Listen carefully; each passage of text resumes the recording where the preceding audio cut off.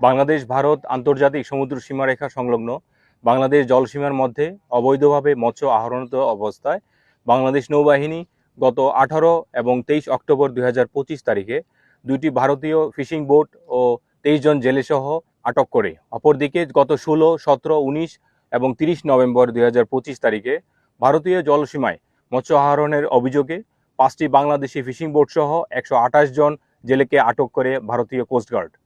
অতঃপর পররাষ্ট্র মন্ত্রণালয়ের উদ্যোগে দ্বিপাক্ষিক সমঝোতার ভিত্তিতে আটক থাকা জেলেদের বন্দি বিনিময়ের সিদ্ধান্ত গৃহীত হয়।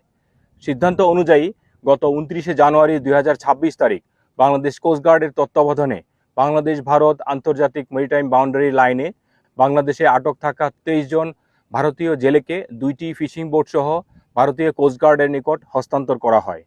একই সাথে ভারতে আটক থাকা 128 জন বাংলাদেশি জেলেসহ 5টি ফিশিং বোট বাংলাদেশ কোস্টগার্ড গ্রহণ করে।